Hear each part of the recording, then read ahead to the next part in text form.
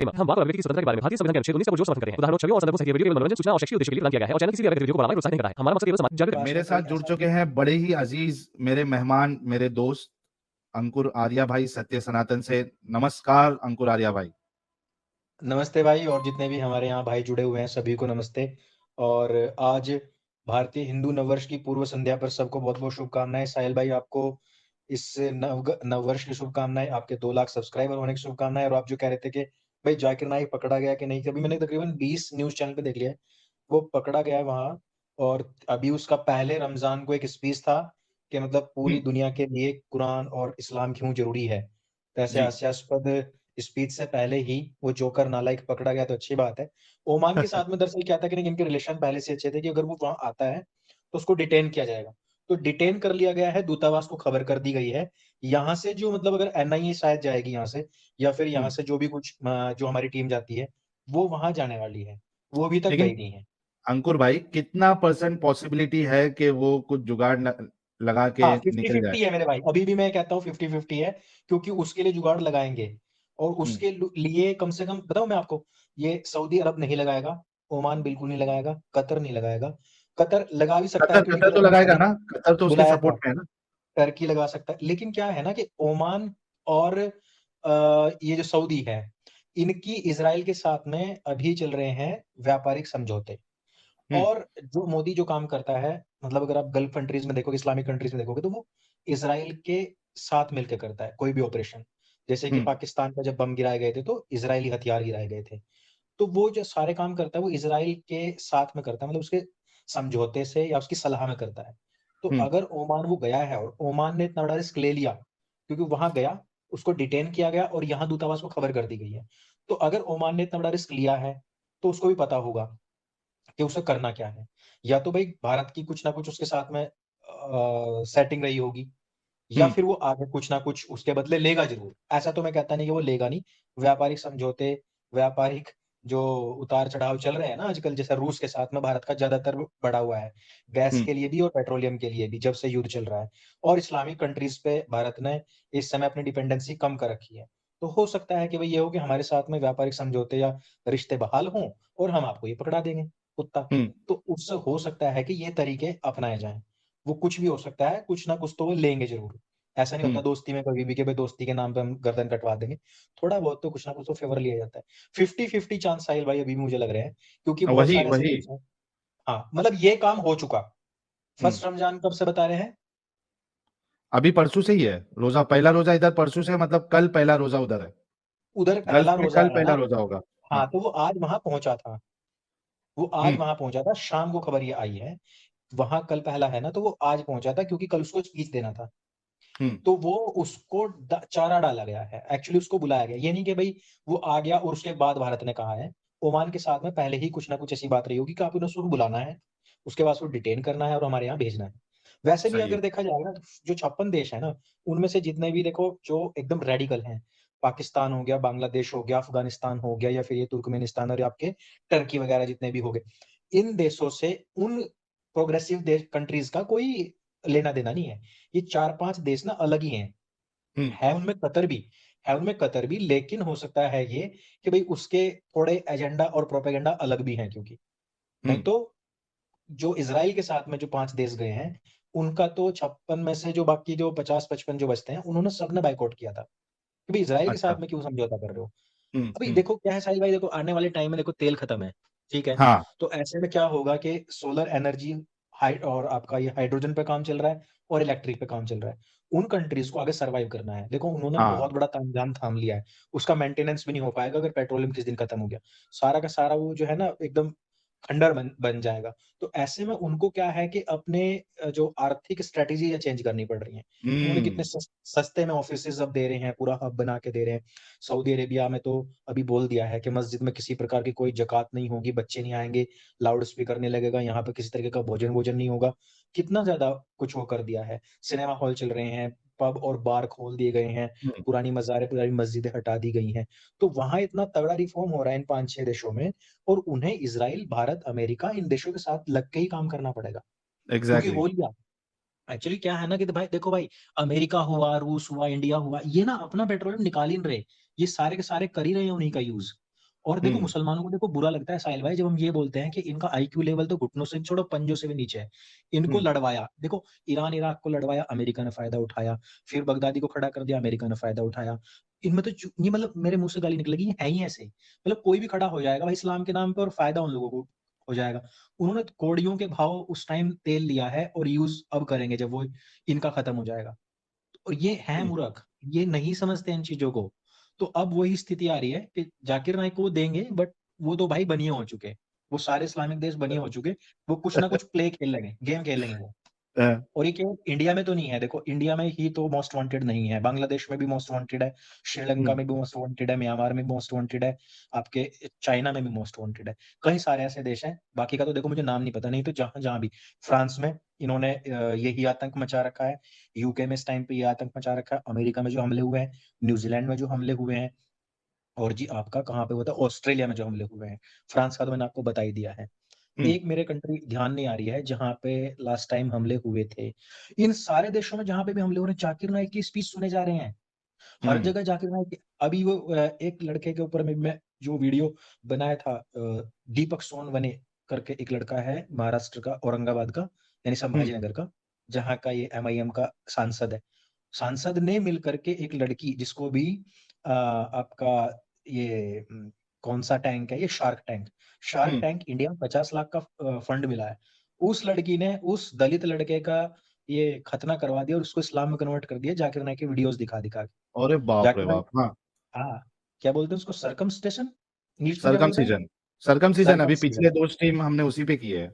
हाँ, तो अभी एक लड़के का करवाया, अभी ये देखो ना जितने भी हिंदुस्तान में जय भीम कर रहे हैं, कह रहे हैं कि भाई हम दलित मुस्लिम भाई भाई हैं, वो तो बौद्ध था, उसको तो कितनी गंदी गंदी गालियां दी गई और उसका खतना कर दिया, इवन उससे 11 लाख रुपए लूट लिए। तो वो कहते हैं ना कि प्यार में तो सबका कटता ही है, तो उसका असल में कटा जो कि तो उसका वापस भी जो नहीं मिलेगा कभी। नहीं मिलेगा ही नहीं और इवन देखो उस पे तो, उसमें मैं एक चीज कहना भूल गया कि इंडियन इंडियन जो जुडिशरी है, देखो हमें बहुत विश्वास है, लेकिन एक कमाल की बात है, कमाल की बात यह है कि अभी हाथरस में एक केस हुआ था जिसमें संदीप चौहान था और एक दलित लड़की थी जिनका अफेयर हो गया था, लेकिन संदीप को जेल में डाल दिया गया ये कहते हुए कि इसके ऊपर इसने जो जातिगत आपत्तिजनक टिप्पणी करी है और उसको जेल में डाल दिया, जबकि रेप वगैरह कुछ भी उस पर सिद्ध नहीं हो पाया। लेकिन वही जुडिशरी है जो इस लड़की सना शेख को बाइज्जत बरी कर देती है और वो कहती है कि दोनों प्यार में थे और प्यार में तो सब जायज है। अगर उसने एक दूसरे को कह भी दिया होगा ना कुछ, लड़की ने अगर लड़के को कुछ कह भी दिया होगा ऊंच नीच जाति के बारे में, तो ये तो ऊपर नीचे चलता रहता है। बोले कि ये खतना, बोले प्यार है, जब कुछ करना होगा इनको डिंग डोंग तो फिर खतना भी कर ही लिया होगा, उसमें क्या है। और वो बाइज्जत बरी कर दी और वो बंदी गई शार्क टैंक और 50 लाख रुपए का फंड भी उठा लिया उसने तो, और 11 लाख इस लड़के से भी लिए हैं।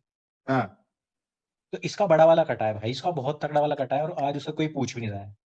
तो ये चीज है, हाँ, ये जाकिर नाइक है भाई, ये जाकिर नाइक मतलब आप ये समझ लो कि उसने 25 लाख और मांगे थे, वो दे नहीं पाया, तो उसको फिर ब्लैकमेल करने की कोशिश करी कि हम तुझे ब्लैकमेल करेंगे, तूने ये खतना करवा लिया है इस लड़की के चक्कर में। वो बेचारे ने जैसे कैसे करके प्रेस कॉन्फ्रेंस करी और अपने आप को बचाया। तो ये चीज है भाई, जाकिर नाइक तो चलता फिरता इनके लिए बिजनेस है, चलता फिरता बॉम्ब है, चलता फिरता इनके लिए यूनिवर्सिटी है, चलती फिरती वो मशीन ऐसी है कि किसी के ऊपर ट्रक चढ़ा दे, कहीं पे भी अल्लाह अकबर बोल के तलवार चाकू कुछ भी निकाल देते हैं। तो वो आदमी पकड़ा जाना बहुत जरूरी है, वो पूरे विश्व का जरूरी है। सरदर्द है। एक एक कोई हमारी कंट्री का मामला नहीं है। इवन सब कंट्रीज तो गाली देती है हिंदुस्तान को कि तुमने साल ऐसा वायरस पैदा किया। सही भाई बात है। आप ये देखो ना कि एक यहाँ से वो निकला था, कौन था वो, डॉन, दाऊद, क्या नाम था उसका, दाऊद। दाऊद इब्राहिम। अब दाऊद, हाँ। हाँ दाऊद यहाँ से गया, अब उसने ये थोड़ा ना कि भाई वो किसी दूसरे देश में बम ब्लास्ट कर रहा था, यहाँ हमारे हिंदुस्तान में करा, उसके बाद में उसने यहाँ आतंकवादी भेजे, उसकी हम्म शह पे काफी काम हुए, लेकिन उसकी एक राइवलरी इंडिया से है, हम्म इंडिया का बंदा है, बाहर चला गया, दुश्मनी निकाल रहा है इंडिया से और उसने सारे काम करे। बट ऐसा तो नहीं कि 100 150 लोग उसके सिर में दर्द कर रखा हो, ऐसा तो हम्म नहीं है ना। अभी तुमने जर्मनी में देखा होगा, उन्होंने बेचारों ने इनको शरण दी कि हम ये शरणार्थी मानते हैं, तो साला वहीं गर्दन काटनी शुरू कर दी।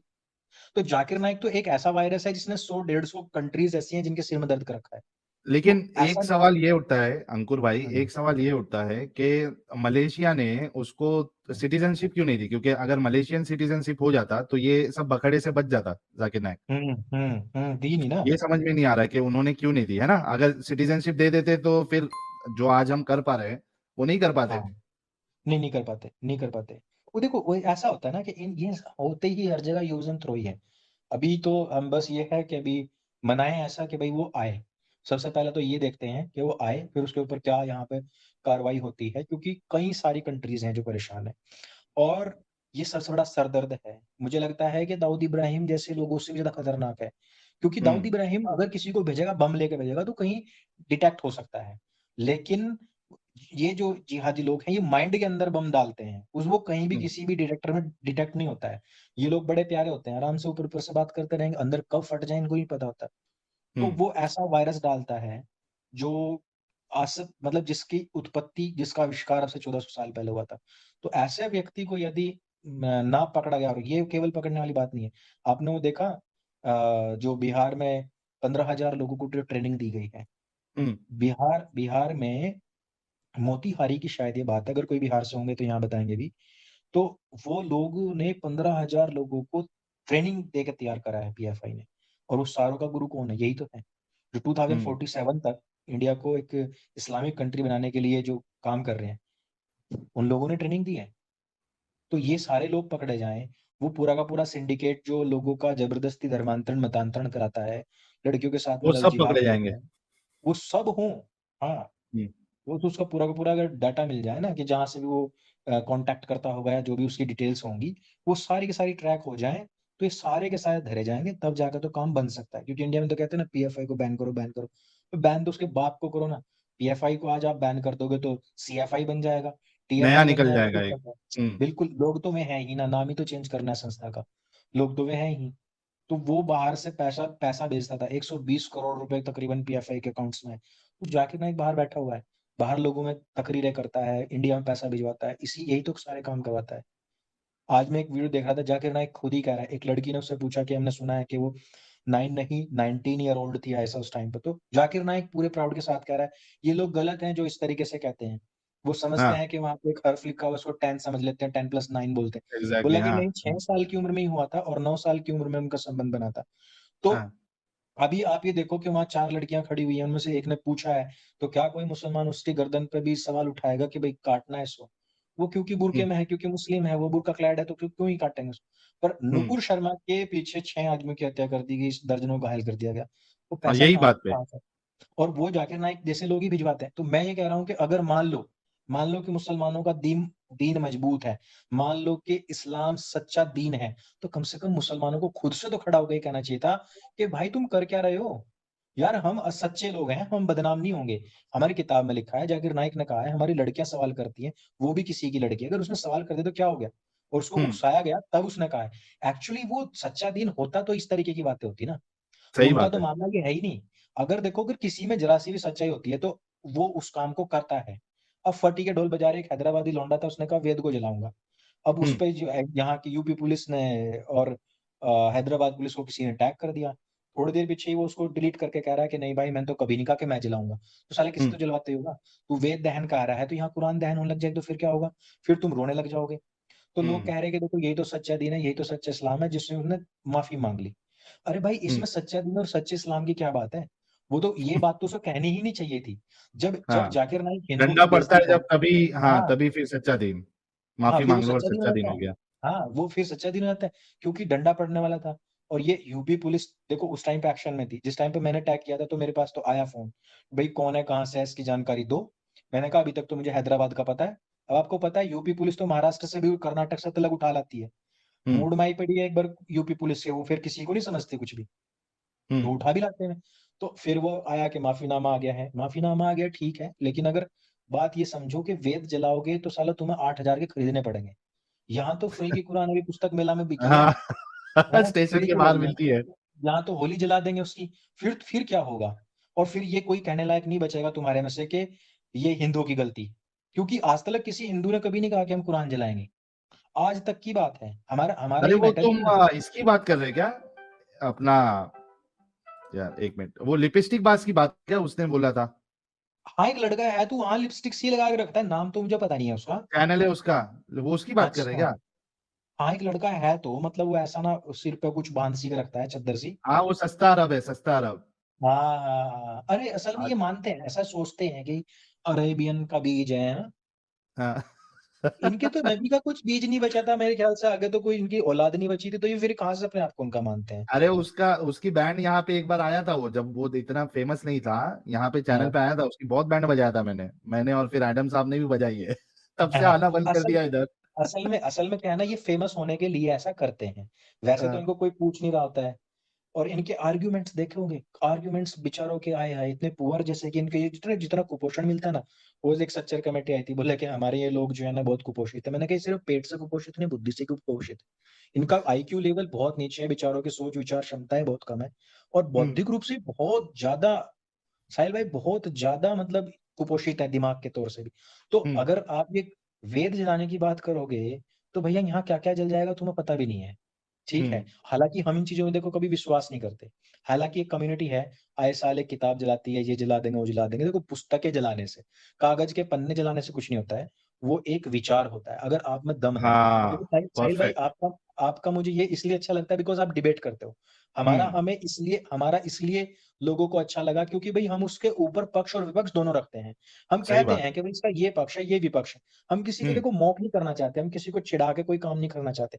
हम जहां देखो थोड़ा बहुत ह्यूमर होता है साहिल भाई, हम्म उसको हम डिनाई नहीं कर सकते, वो हम अपने में भी कर लेते हैं। हमारे में भी सही अगर बात हमें है। कमी लगती है तो हम अपने पे बोलते हैं यार ऐसा कैसे हो सकता है।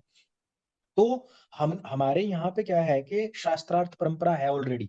और ये हम्म भारत की जमीन है, यहाँ के वातावरण में, यहाँ की आबो हवा में, यहाँ की धरती में है ये शास्त्रार्थ परंपरा। एग्जैक्टली, यहाँ के हाँ। मुसलमानों को तो यार वो सऊदी वाले भी मुसलमान नहीं मानते, वो भी हिंद मानते हैं इनको। वो भी ये नहीं कहते कि ये कोई मुसलमान है। वो इनके हाँ जो इनको साला वो क्या वीजा या पेपर बना के देते हैं, वो इन पे मुसलमान या इस्लामिक लोग नहीं लिखते हैं, हिंदुस्तान से हाँ, जाने वाले लोगों को। तो हिंदी और लिखते ये रहेंगे। हिंदी लिखते हैं एक्चुअली इनको, और ये मानने को तैयार नहीं है। तो ये एक शास्त्रीय परंपरा की धरती है और यहाँ से शास्त्रार्थ निकला है। यहाँ की किसी किताब में ये नहीं लिख दिया गया कि अगर इस पे तुमने सवाल उठाया तो तुम वाजिबुल कत्ल हो जाओगे। हाँ साहिल भाई गीता जी अगर पढ़ी होंगी तो आपने देखा होगा 18 अध्याय में अर्जुन लगातार सवाल कर रहे हैं भगवान से, वो हाँ। जवाब दे रहे हैं। तो हमारे यहाँ तो भगवान तक से सवाल पूछने की छूट है भाई। अगर वे भी हम्म मिल जाए तो हम उनसे भी सवाल पूछ सकते हैं एक सभ्य भाषा में। हमारे यहाँ ये नहीं है कि तुम्हें जो कह दिया गया साला मानो ही मानो बस तुम। हमारे आंख यहाँ बंद ठोक करके बजा के मानो। कुछ नहीं है। यस ऐसा नहीं हो सकता है। और आई थिंक हमारी पिछली जब बातचीत हुई साहिल भाई, हमने ये बात कही थी कि अगर हम्म एक पेट से पैदा हुए दो बच्चे भी होते हैं ना, उनकी विचारधारा अलग होती है। लेकिन हम्म इस्लाम 180 करोड़ लोगों को एक डंडे से हाँकने की कोशिश कर रहा है। सही मेरी बोले। फैमिली में ही कोई मंदिर में पूजा करना चाहता है, बाहर जाके करना चाहता है, वो वहां कर सकता है, अपने घर में कर सकता है। कोई गीता को चाहे वो पढ़ सकता है, मैं वेद को चाहता हूँ मैं वेद को पढ़ सकता हूँ।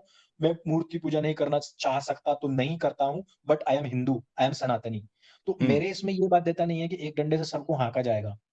सही मेरे को बात है। अच्छा लगता है ज्ञान परंपरा में रहना, तो मैं ज्ञान परंपरा में रहता हूँ। मेरे भाई को अच्छा लग रहा है भक्ति परंपरा में रहना, तो भक्ति परंपरा में रह रहा है और वो उसमें खुश है। और हम दोनों हम्म भाई भाई, और हम दोनों से अच्छी बॉन्डिंग किसी की नहीं है। तो भाई यहाँ तो भाई ये भाई का सारी, दुश्मन बन जाता है। अंकुर भाई, हाँ अगर हाँ वो इस्लाम, लिखा हुआ अच्छा है, अच्छा लिखा हुआ अच्छा, है। अपना अंकुर भाई, ये देखो जी। कि सिर्फ इस्लाम छोड़ने पे नहीं, मतलब चलो इस्लाम छोड़ना एक एक्सट्रीम एंड हो गया कि इस्लाम ही छोड़ हाँ दिया। यहाँ हाँ। पे मुसलमानों में एक भाई अगर सुन्नी था, बरेलवी था, उससे वो हम्म। देवबंदी या अहलेदीस हो जाए, वहीं उनका झगड़ा हो जाता है, बातें बंद हो जाती है। हाँ। सोचो, इस्लाम के अंदर ही अभी सिर्फ फिरके चेंज हुए तो ये हाल है, तो इस्लाम छोड़ और देगा इसमें तो देखो क्या हाल होगा? कुरान में आयत भी है कि आई थिंक क्या बोल रहा है कि छोड़ दो उस बाप को या उस भाई को कि हाँ, जो मेरे बताए रास्ते पर नहीं चलता, ऐसा कुछ है। मेरे वो जो आयत दीन संख्या के ध्यान नहीं ऊपर है। कुफर को तरजीह देता है, हाँ। तो उससे आपको रिश्ता नहीं रखना है। और कुफर क्या है, जो बस इसको ना माने। हम्म वो तो हल्की सी बात में काफिर हो जाते हैं, थोड़ी सी बात में काफिर हो जाते हैं। अगर मान लो कि कल को कोई ऊँट का मूत पीने से मना कर दे तो काफिर हो जाएगा। अगर हम्म उनका अगर ये मानने से इनकार कर दे कि ऐसे शादी 6 साल में हुई थी या नहीं हुई थी, उस पर सवाल खड़ा कर दो, काफिर हो जाएगा। काफिर सही का क्या बात है है। भाई, एक वक्त नमाज छोड़ दो तुम तो काफिर हो जाएगा, उसमें क्या। हाँ। तो हाँ। तो यहाँ दरअसल बात ये है कि वैचारिक विभिन्नता तो प्रकृति की देन है। यह हम्म तो एक मनुष्य मात्र का एक मान लो कि अभिष्ट गुण है कि विचारों में तो परिवर्तन आता ही है। बचपन में कुछ होता है, जवानी में कुछ होता है। एक्चुअली जो इतनी फ्रस्ट्रेशन में जी रहे हैं, मैंने भी ट्विटर पे एक वीडियो डाला था, वो कह रही है कि अब्बू ये अल्लाह के वास्ते ऐसा काम मत करो। तो वो उसके साथ मतलब गलत काम कर रहा है और वीडियो बना रहा है अपनी बेटी की और अल्लाह के शुक्र से मतलब बेटी बहुत सुंदर है, खूबसूरत है और आखिर में वो उसकी होठों पे उसके बोसा ले रहा है, चुम्मी ले रहा है और वो वीडियो खुद से बाप ने वायरल कर दिया। तो आप ये सोचो कि ये जो फ्रस्ट्रेशन आ रही है पूरी की पूरी मतलब बचपन से लेकर के मरणोत्तर तक और मरने के बाद हुरों तलक, ये जो दिमाग में इनके औरत, औरत, औरत, औरत यानी कि उनका बस जो एक तो सेक्सुअल ऑर्गन या जेनेटिकल ऑर्गन है, सिर्फ जो वो भरी जा रही है ना दिमाग के अंदर, वो इतना पागल कर देती है इनको, इतना पागल कर देती है कि एक तो ये किसी भी तरीके के नवनिर्माण में कहीं पे भी योगदान नहीं दे सकते। आई थिंक हम हमारी इसमें बात हुई थी ना कि 180 करोड़ मुसलमान, 56 से ज़्यादा देश और इनके पास नोबेल अवार्ड नहीं है। इनके पास में कोई आविष्कार नहीं है। इनके पास में कोई ऐसा नई विचारधारा या थीसिस नहीं है, जिससे कि विश्व को नई दिशा दी जा सके। आज तलक की बात ये है। आज तलक इन्होंने कुछ ऐसा करके नहीं दिखाया।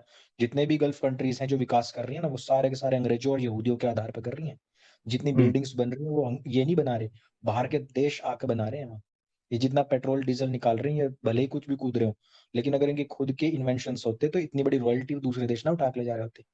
तो सही इन्हें बात है। ये इसीलिए है क्योंकि इनको एक पिंजरे में, एक दायरे में बंद कर दिया जाता है। उस दायरे में सिर्फ ये सोचते हैं, उस दायरे में सोचने के कारण से ये इतने मानसिक रोगी हैं कि मानवता के लिए सबसे बड़ा खतरा बन चुके हैं। आज ये धरती का कैंसर बन चुके हैं। इसलिए सही काम है ये, विचारों के अनुसार लोगों को बदलना ज़रूरी है। किताब जलाने से, किसी को गाली देने से, किसी पे हिंसात्मक प्रहार करने से, इससे परिवर्तन नहीं आता है। क्रांति विचारों से ही आती है। बहुत जबरदस्त, बहुत बहुत शुक्रिया अंकुर भाई, आप जुड़े जी। और आपको भी नववर्ष की शुभकामनाएं हमारी तरफ से। और जी बहुत भाई। अच्छा लगा मुझे कि आप स्ट्रीम देख रहे थे और आप जुड़ भी गए। थैंक यू सो जी मच भाई, अपना मैं देखता हूँ इतना जब भी मेरे वैल्यूएबल को टाइम टाइम देने के लिए। लगता है और काफ़ी लोगों के साथ में जब आपकी स्ट्रीम होती हैं और जब भी आपस में आप लोग सब भाई लोग बैठते हो, तो बीच-बीच में जब भी मुझे मौका मिलता है, कमेंट में कभी-कभी करता हूँ, पर ऐसे जी। मज़ा आता है और फिर आप लोग तो क्योंकि काफ़ी लेट तक करते रहते हो, तो हाँ। फिर मैं फिर वो समझ फिर मुझे सकता हूँ मैं। रखना पड़ जाता है। यस, क्योंकि वो हाँ, 10 सवा 10 ये टाइम हो जाता है मेरा सोने का। तो बहुत अच्छा लगता है आप लोगों को देख कर के, बहुत अच्छा है, बहुत बढ़िया है, लोग आपको सपोर्ट करें, चैनल को सब्सक्राइब करें, वीडियोज़ को शेयर करें और इनमें से छोटे-छोटे क्लिप्स निकाल कर के शेयर करें। ये बहुत बड़ी क्रांति है, जो साहिल भाई कर रहे हैं, जो हमारे सारे के सारे जितने भाई कर रहे हैं, बहुत बड़ी क्रांति है, वैचारिक क्रांति है और इसको देश-विदेश में भी इसका प्रचार-प्रसार होना चाहिए। साहिल भाई एक बार बिल्कुल। फिर से आपको बहुत-बहुत शुभकामनाएँ थैंक यू सो मच और अंकुर भाई। जी, थैंक यू भाई, ख्याल बहुत-बहुत रखिए अपना। गुड नाइट बिल्कुल अंकुर भाई। आप लोग भी।